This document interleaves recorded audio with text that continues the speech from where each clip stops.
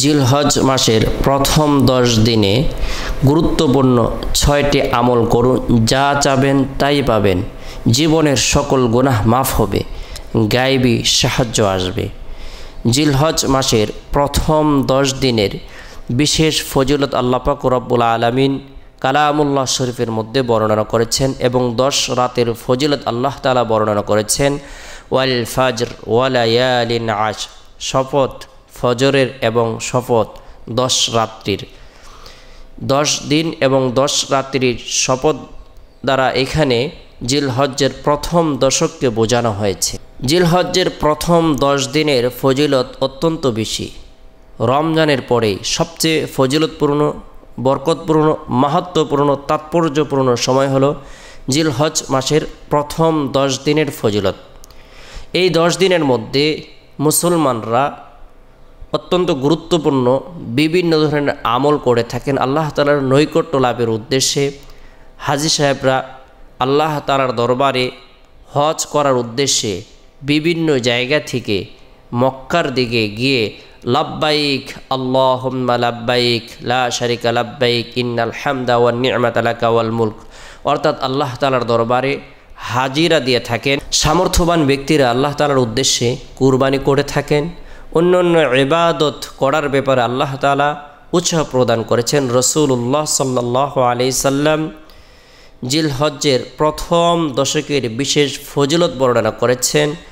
কোনো ব্যক্তি যদি জিলহজ্জের প্রথম দশকের মধ্যে নফল রোজা রাখে, আল্লাহ তাআলা তাকে একটি রোজার বরকতে, একটি রোজার বিশেষ ফজিলত আল্লাহ তাআলা প্রদান করবেন।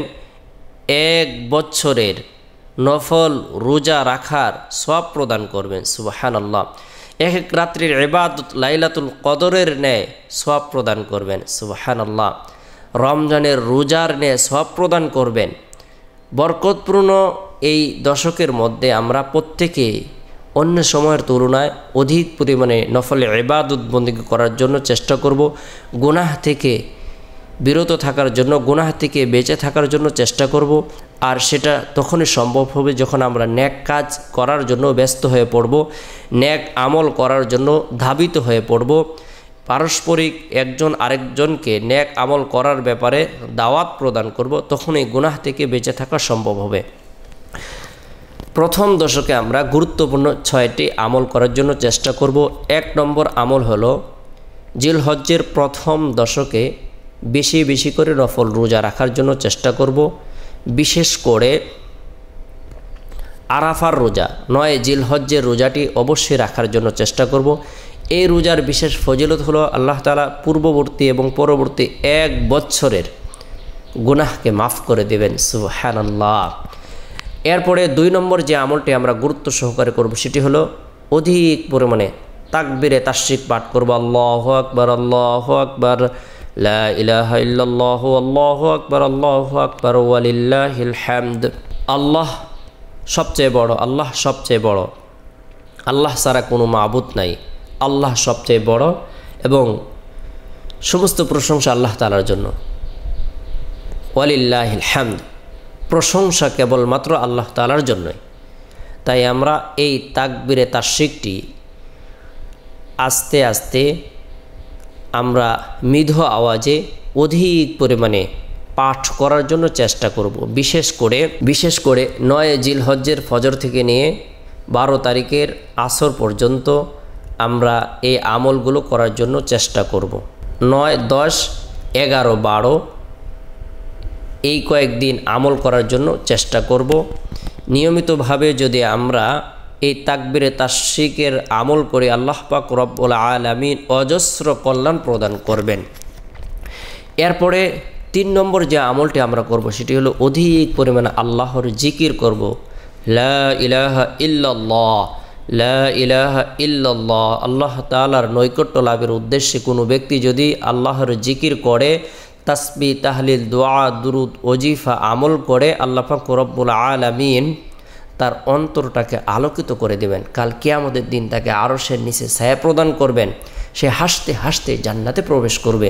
7 আসমান জমিন থেকে আল্লাহ তাআলা তাকে বেশি নেকি প্রদান করবেন।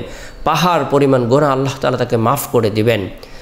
লা ইলাহা ইল্লাল্লাহ এই কালেমার জিকির করব। 5 নম্বর যে আমলটি আমরা গুরুত্ব সহকারে করব সেটি হলো কোরআন তেলাওয়াত করার জন্য চেষ্টা করব। এর পাশাপাশি অধিক পরিমাণে দুরুদের আমল করব। কোরআন এবং রোজা এই দুইটি আমল বান্দার জন্য কাল কিয়ামতের দিন সুপারিশ করবে, আর উভয়ের সুপারিশ আল্লাহ তাআলা গ্রহণ করবেন। এর সাথে আমরা গুরুত্ব সহকারে যে কাজগুলো থেকে বিরত থাকার জন্য চেষ্টা করব। বিশেষ করে জিলহজ্জের চাঁদ উদিত হওয়ার সাথে সাথে হাতের নখ, চুল, মোষ এবং অবাঞ্ছনীয় যে হাতের নখ, চুল, মোষ এবং অবাঞ্ছনীয় যে পশম রয়েছে, লোম রয়েছে, সেগুলো কাটা থেকে বিরত থাকার জন্য চেষ্টা করব।